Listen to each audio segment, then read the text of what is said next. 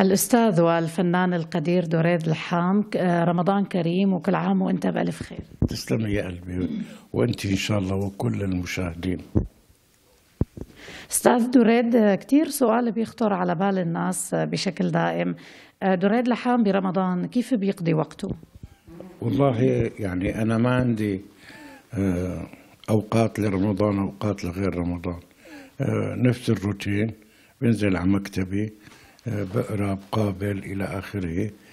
فما بتتغير من حيث العمل، ما بتغير عندي برنامجي اليومي خلال 12 شهر. هيدا الشيء يعني نحن عند الناس يمكن حتى الفنانين المبتدئين أو الشباب أو حتى نحن، يعني أنا بحكي عن حالي كصحفية، صعب الإنسان يعيش بروتين بشكل كامل. حضرتك كيف قادر تلتزم هيدا الشيء، ولأي درجة الالتزام بحياتك يعني هو شيء أساسي؟ يا قلبي طبعا الواحد لازم يكون منظم بحياته، لازم يكون يعرف اليوم شو عم يعمل، لازم يحط مخططه لبكرة. فبالتالي يعني ما بيجوز يكون في، حتى بالنسبة للأخلاق، ما بيجوز يكون في أخلاق لرمضان وأخلاق لغير رمضان. يعني هون خليني أورد مسألة صغيرة.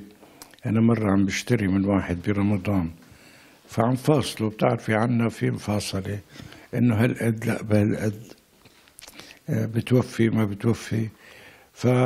ولا اختصر الحديث، قال لي الله وكيلك ما بتوفي، والدنيا رمضان إن شاء الله ما بكذب. قلت له لا معلش، كذب برمضان وصدق 11 شهر أحسن عند رب العالمين. يعني فالمفروض إنه الواحد لما بده يكون صادق، صادق 12 شهر، مو صادق بس بهذا الشهر الفضيل. نفس الشيء صلة الرحم، نفس الشيء الإحساس بوجع وألم الآخرين. هذا لازم يكون على مدى 12 شهر، مش على مدى شهر رمضان فقط. مشان هيك بقول لهم أنا دوما إنه أنا ما عندي أخلاق لرمضان وأخلاق لغير رمضان، نفس الأخلاق 12 شهر. نحن بنعرف، حضرتك حكيت بلقاء سابق مع فوشيا في طقوس خاصة لحضرتك بالبيت أثناء تواجدك بالبيت مع زوجتك مع عائلتك. برمضان بتختلف هيدي الطقوس؟ لا إطلاقا، لا. بجوز بيختلف بس مواعيد الطعام يمكن بس بتختلف، بس من النواحي الأخرى لا ما بتختلف. بجوز يعني برمضان بنحاول نجتمع أكثر، لأنه هو ميزة رمضان مثل ما ورثناه عن أيام الطفولة. يعني لما كانت دمشق بلد صغيرة، دمشق داخل السور اللي بيقولوا له، وبيتنا كان داخل السور، كان رمضان له حميمية مختلفة تماما. يعني الزقاق يمكن عرضه حوالي 1.5 مترين مو أكتر، فبالتالي الناس بتشوف بعض. يعني بس تمرقي بزقاق إلا تقابلي حدا من الجهة المقابلة وقتلي له صباح الخير أو مساء الخير أو كل عام وأنتم بخير.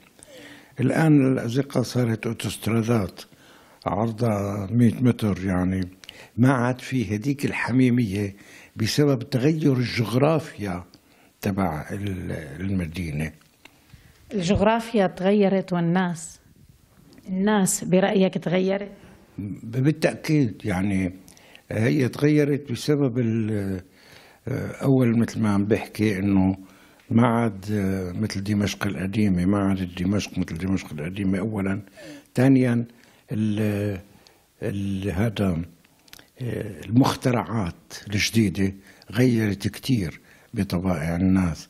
يعني مثلا رمضان زمان كانت الناس تتزاور، يعني تروح عند بعض تبارك لبعض، نفس الشيء بالعيد. هلا ما عاد، يعني كان في صلة حميمة، العين تشوف العين، الايد تلامس الايد. هلا لا، صفي على SMS، يعني من بعيد لبعيد كله. ما عاد في هذاك التواصل الإنساني اللي كان موجود سابقا. يعني سابقا يا قلبي قديش صوت المدافع بشع، وخاصة بهالمأساة اللي مرقت على سوريا 10 سنين وقديش صوت الضرب والقنبلة والى آخره بشع، لكن كتير كان صوت مدفع رمضان يعتبر موسيقى ملائكية. يعني كنا ننتظر اللحظة اللي نقول ضرب المدفع. طبعا كان المدفع مشان الإنذار بأنه صار المغرب أو صار السحور أو صار الإمساك. حتى هم في بدمشق قريب علي في حديقة صغيرة اسمها حديقة المدفع، كانوا يحطوا فيها المدفع اللي يضربوا فيه مدفع رمضان. ما شاء الله، يعني حضرتك تاريخ إن كان بالدراما أو حتى بالإنسانية. نحكي أكثر شيء بتحمله ذاكرتك إن كان من طفولتك أو فترة المراهقة عن رمضان، يعني موقف ما بتنساه أو حالة معينة كانت موجودة. يا قلبي أهم شيء يعني هلأ إنه البيوت الدمشقية اللي بتشوفوها بالمسلسلات، خصوصا بسلسلات البيئة الشامية، بيوت إلى طابع مختلف. وإذا الناس تقبل على هذه المسلسلات، وجزء مهم من الإقبال عليها هو طبيعة البيت الدمشقي، جمال ديكوره اللي هو عبارة عن فسحة سماوية، شجر وسط هذه الفسحة، بحرة إلى آخره. فبذكر أنه مو بس عائلتنا، كل العيال يعني كان وقت الإفطار أو وقت السحور تلاقي 3-4 عيال بصحن الدار فارشي قاعدين جنب بعض عم يفطروا أو عم يتسحروا إلى آخره، لأنه البيت فيه 3-4 عيال. يبقى هلا بيتنا كان فيه نحن وبيت عمي وبيت عمي الثاني وبيت جدي، وكل مجموعة قاعدة على طبق قش مدور، فكانت القعدة حميمة كتير كتير. يعني كانوا ساكنين على ليفل واحد جنب بعض. هلا لا، مو ليفل واحد، هلا فوق بعض بدل ما يكونوا جنب بعض. كتير كان يسحرني صوت المسحر كتير. يعني كنا نفيق قبل أهلنا من فرحنا برمضان، ونحن أطفال طبعا، نبقى نايمين وعنا توتر إنه بدنا نفيق، على توتر بسبب حبنا، بس نضلنا هيك بالفرشة لغاية ما نسمع صوت المسحر. المسحر كان يا قلبي يمشي بالطبلة تبعه، ومو يمشي ويدق وبس، كان يوقف عند كل باب يدق على الباب، يضل يدق يضل يدق، فيق يا أبو فلان، فيق يا أبو فلان، لغاية ما أبو فلان يقول له فقنا، يتركه ويروح للبيت اللي بعده إلى آخره. فتسمعي صوته من بعيد جاي عم يفيق الآخرين. طبعا نحن نسبقه لأنه نبقى نايمين ومتوترين، بدنا نفيق على السحور، نحب أهلنا يحاولوا يمنعونا لأنه أطفال صغار ما بصير نصوم. بالأخير عملوا لنا مصالحة مثل ما كل أهل البلد، أنه بتصوموا درجات المادنة، بس درجات المادنة يعني للظهر بنصوم وبعدين ونفطر. طبعا نسرب كأطفال، يعني ما بنعرف شو معنى الصيام ولا بنعرف شو يعني طقوسه. نصوم فعلا للظهر، بعدين يضرب المدفع تبعنا الظهر تبع الأطفال. فالمسحر كان جزء مهم.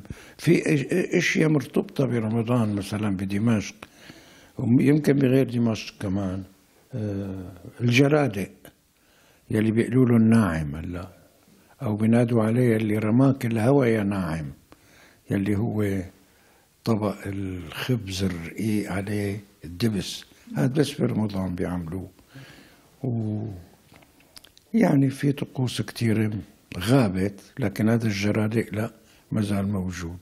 أستاذنا، حابة أسأل حضرتك شو هي الأطعمة اللي بتحب تكون موجودة على مائدة الإفطار؟ شو هي؟ الأطعمة، الأكلات اللي بتحب تكون موجودة على مائدة الإفطار. ما بحب شيء مختلف عن غير رمضان إطلاقا إطلاقا، ولا بحب المبالغة بهذا الموضوع. يعني إنه الواحد صايم طول النهار، بعدين بيجي المساء بيدبك بطنه دبكة إلى أول ما لآخر. راح معنى الصيام، معناه الإنساني ومعناه الصحي، راح. لا، المفروض ما تتغير عادات الطعام برمضان، انه بتلاقي سفرة الافطار مبالغ فيها كتير من حيث الانواع ومن حيث الدسم ومن حيث كل شيء، وهذا بيأذي، بالتأكيد بيأذي صحيا على الأقل. حضرتك بتساعد هيك زوجتك البيت، نحن بنعرف انت وزوجتك ايد بايد دائما بكتير تفاصيل، وانت بتحب كتير تشتغل اشياء بالبيت. بالمطبخ بتحب تساعد زوجتك؟ كتير، أنا بقعد بالمطبخ أكثر منها على فكرة. إيه، بحب ساعدها بالمطبخ، يعني ما بصير كمان. لازم نضل إيد بإيد وكتف بكتف بكل الأمور، بالسراء وبالضراء. وإلي غرام خاص بتزيين الأطعمة، فهي أوقات بتطبخ هذا وبتقلي أنت اسكبه، أنت أنت ظبطه، أنت زينه إلى آخره. عندي حب بهذا الموضوع. طبعا هذا الشيء يعني دليل على المحبة والاستقرار، يمكن عمر طويل وقصة حب كبيرة بينك وبين الست هالة. بس سؤالي، بعض الأزواج لما بيدخلوا على المطبخ فالزوجة بتعصب لأنه بيعملوا أشياء أصعب لسه، يعني بيصير بدها تشتغل فوق الشغل كتير. أنت بيصير معك هيك؟ بيصيروا بيخربوا، بفوت بيخرب. لا، أنا تعلمت يعني نتيجة السنين 58 59 سنة أنا هذا تعودنا على بعض، وبعرف طبائعها منيح وبتعرف طبائعي منيح.